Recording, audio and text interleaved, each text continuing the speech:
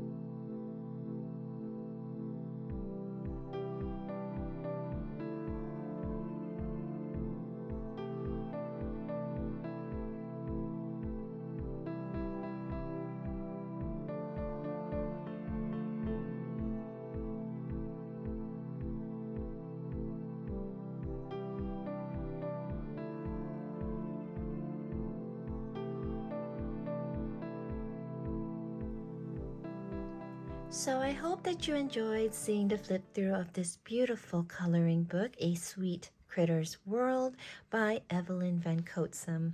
This is an Amazon printed coloring book But you can also purchase this book as a PDF through Evelyne's Etsy store. So I'll have her store name up here, and then I'll have the link to her store down below in the video description for you. So this is the second coloring book from Evelyne. Her first book is called Rose and Her Friends, which I also have a flip through and review video of. So if you would like to check that out, I'll have the link right up here, and then I'll also have the link down below in the description. So like her first book, The Sweet Critters World has a matte cover, very soft and velvety feeling, and it comes with 20 single-sided illustrations, plus a nameplate page here that you can color. And then at the beginning of the book, she does give you some colored versions of her work. Very beautiful. She also gives you a page for tips before you start, like pencils being a versatile medium to use because you can blend, layer, and create amazing effects.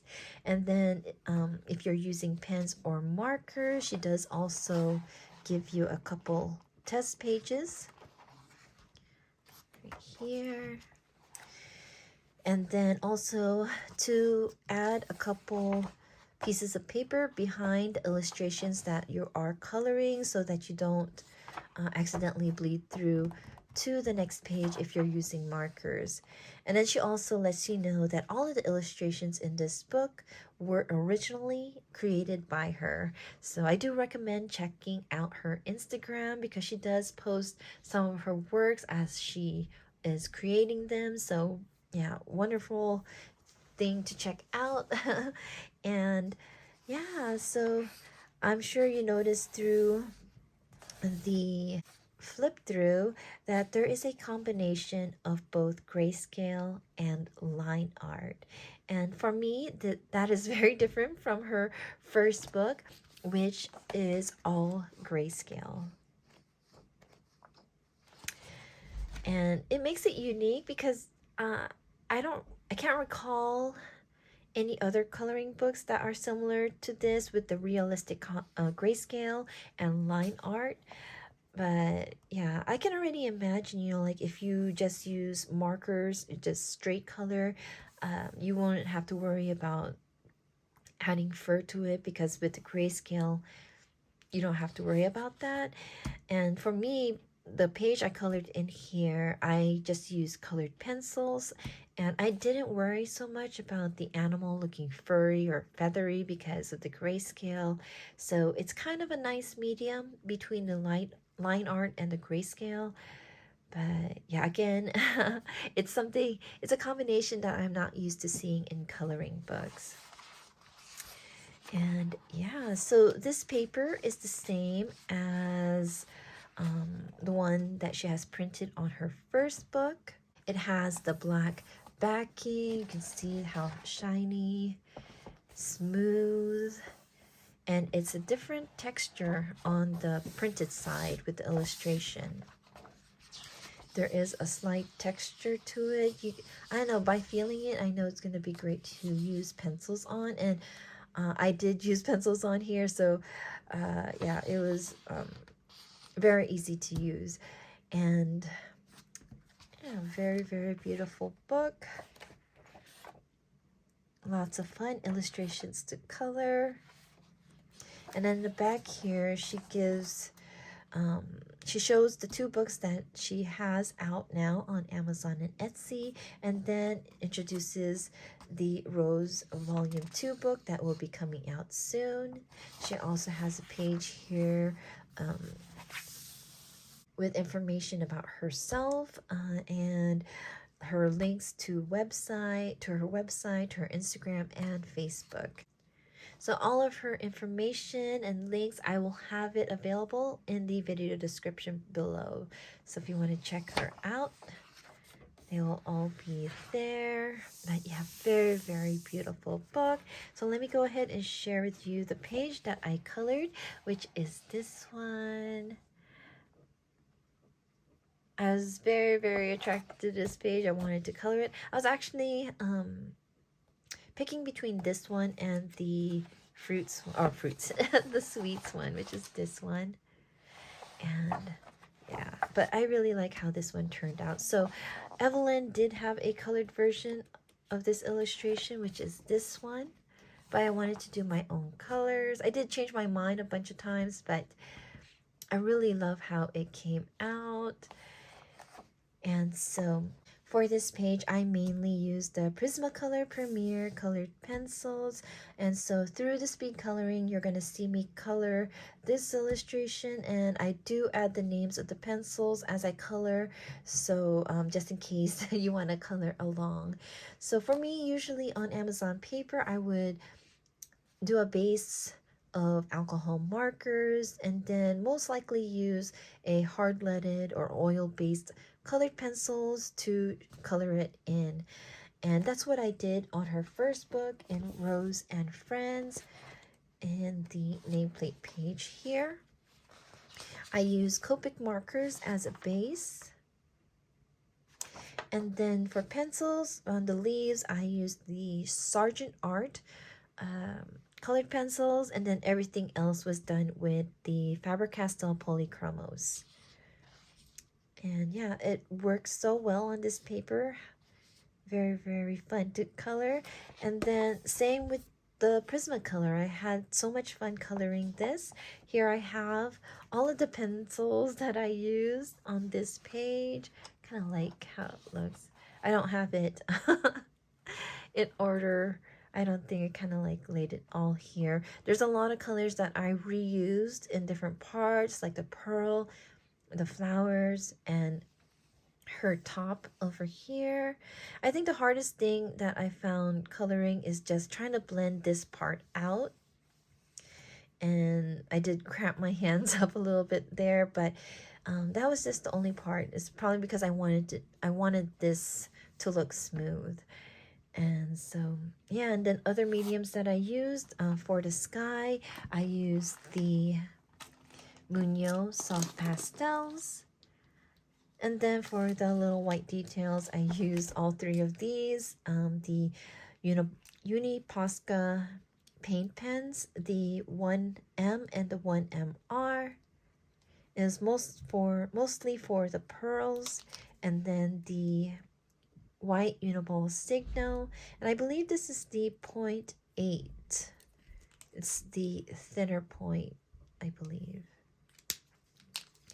And I used this one to line all of the flowers. And yeah, I think I'm very happy with my color choices because, again, I changed my mind so many times about what I'm going to be coloring in. Like the flower, I think it changed. The tulip was going to be a different color.